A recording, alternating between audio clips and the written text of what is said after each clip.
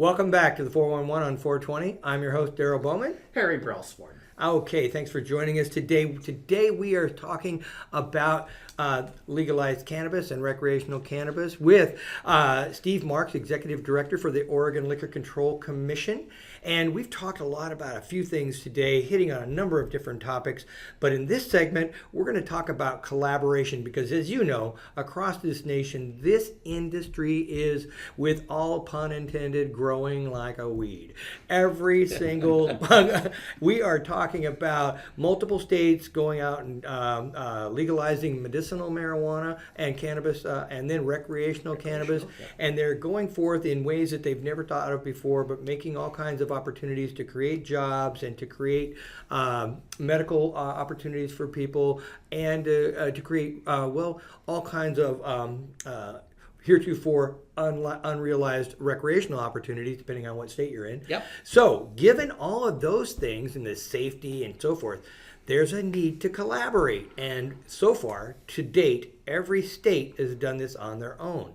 But Steve and I, and early before the session started, we started talking about how are states collaborating and what are they going to do, given that today, from Alaska to Mexico, we're talking it's illegal all the way up and down the entire coast, and then it's happening already on the East Coast. So what's going to happen, and how are we going to deal with that? You know, I think that's been one of the most exciting developments for Oregon and the place we came into this fabric of recreational marijuana regulation. Colorado went first, and then Washington. Yep. And then we came. We're from Washington, so we're all prejudiced. We came in. we came in 2014 with Alaska. Now we got our system up a little quicker than Alaska did, and the recreational I think system. they're still struggling. Well, no, they've got it moving, but we've all got our struggles. Oh yeah, okay, there we go. To be expected. But the great thing is we got to see Colorado's initial errors, Washington's initial errors, the problems they were having, and Oregon came in, and we had this great law with a lot of flexibility, and we had a good basis for collaboration. And your law was created by people that just initiative-wise? It was the initiative, but then the legislature did something special for us. They set up a, no pun intended here either, joint committee. I tried to get them to call it the bicameral committee. It's the joint committee name held.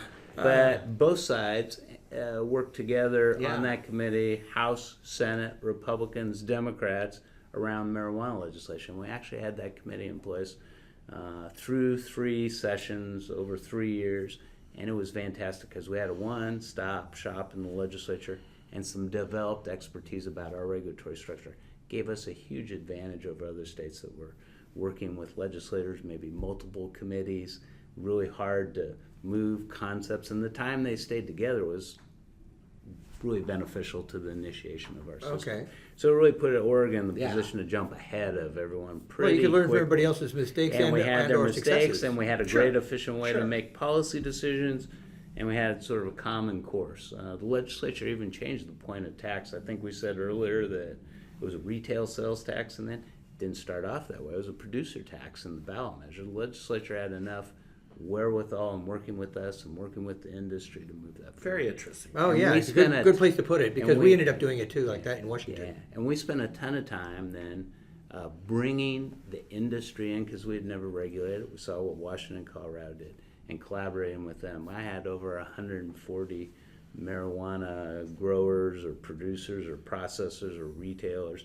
in here helping us develop our rules. Now, we brought them up to a much more ecumenical marijuana, public safety, public health rules advisory committee, and then to our commission to approve the final structure we put in place. So that we were in this unique position, and then we started realizing that there's more states coming in. How do we start to talk? And Rick Garza, who was just across the river and up the road 2.5 hours. Washington State Liquor Cannabis Commission. Liquor Cannabis Commission up there.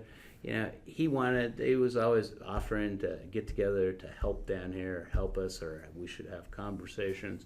And it took us a while to get there because everyone, when they get these new laws, is so busy. Well, you would think that he was very busy doing his own thing. You can't actually talk and collaborate much because you're moving so fast. It's like California's situation. We're very much connected with the director down there of their cannabis operation, Lori.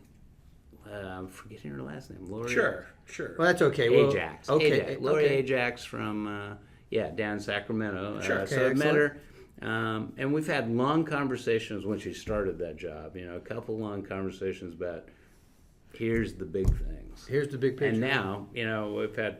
We haven't seen Laura in a while. She's been very. She's got a pretty big state. Because when you get into this, the administrative side is so detailed, and you got rules on rules that you're developing because it's moving faster than the systems can move. Right. It just moves faster. It moves the financing you need faster than the typical state agency. Today we're growing. I've been around state government for 30 years, working in the legislature, governor's office, and we're growing faster than any state agency I've seen on a per person. Okay, that's another pun, but Yeah. okay, good. I'm good with that. But let's talk about collaboration. Now we're talking about you're getting together. Are you guys meeting on a regular basis? or anything Yeah, like so that? the great thing was Rick got us. We began to have sort of a bilateral conversation, and then Not a joint immediately commission. wanna- Okay, got yeah, it. we wanted to, bilateral. And then we started getting with Colorado and other states. So we now have been meeting regularly for almost 2 years. And how many states are involved now? Well, initially there was Alaska, Oregon, Colorado, Washington. Okay. That's kind of the footprint.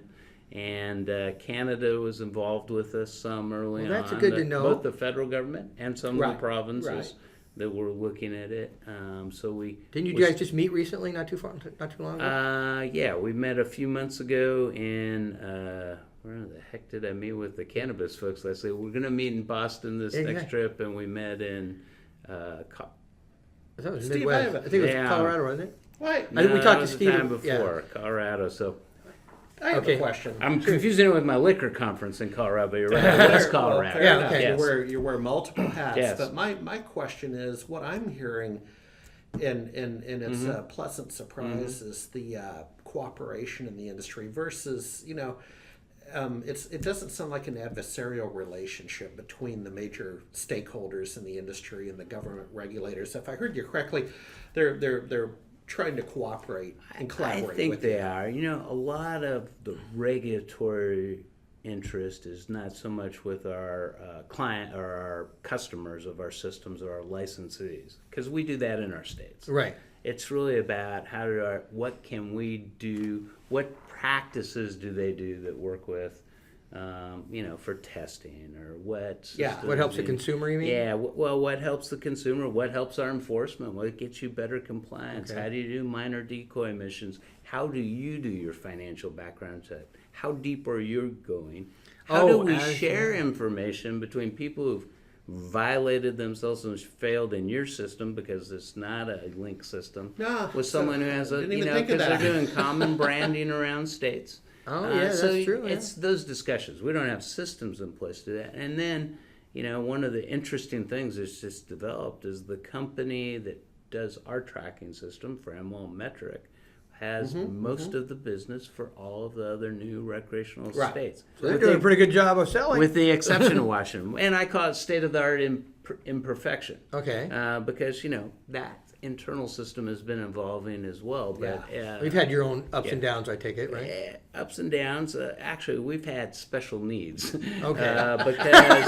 Because we've had a big outdoor grow. That no one handled large outdoor grows until we came into the system. Okay. So how do you look? All those Colorado system was based on rooms and physical locations, and sort of indoor grow model. Right. So you had to add the outdoor grow model to it. What's the canopy size? 40,000 square feet. How do you measure it? How do you do mixed canopies inside the system where you're doing Some in, some both out. indoor and That's a good out point, and yeah. some in between? Those are all new features, right, that you got to put inside the software and control so people can report what they're doing properly. And we've done that with them. The great thing about that system is it does manifest for transportation. So, we've already got a pretty common system for transporting marijuana. It links it from where you want to go, where you start to where you end up. Yep. Well, one of the things we do before we finish this segment, I'm going to ask you a question about the fact that now that you're talking about interagency cooperation and you're going to be standardization is what we're getting to the crux of, is how do you standardize so that all states can share information, because people are going to, right now they're stuck in single borders. now there's going to be cross-border transportation before long. Yeah. I mean, it's inevitable given the fact that there's just going to be so much, and it'd be way too difficult to manage and for law enforcement to track state side by side. So, is that going to be something on discussion here very soon? Well, so let me just be really clear. Our commission doesn't have a view on that. Our ballot measure talked about us regulating marijuana within Oregon. That's our job. Right. But, I'm around. We've had discussions. There are proponents and we have a lot of supply that think it would be perfectly smart to export some of our marijuana under a controlled model, through a manifest transportation system, to states that you wouldn't have to license all the grow environment in. So a state that comes in with new medical laws that want to allow people to access maybe medical products, that perhaps you could ship to those states at least.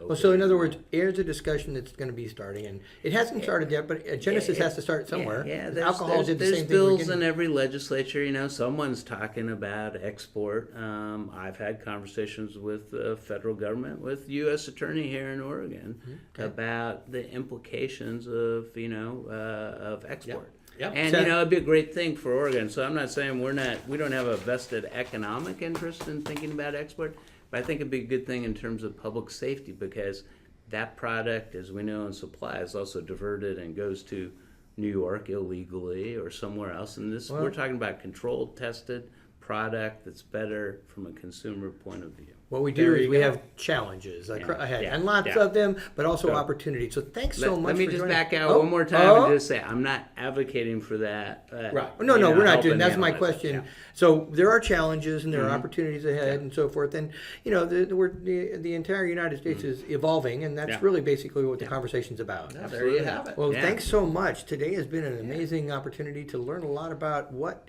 Oregon is doing and where you're going and the future of in the current situation today. Thank you very much. Appreciate it. Appreciate Thank you for that. this opportunity. Thank you. Thank you. Thank you. All right.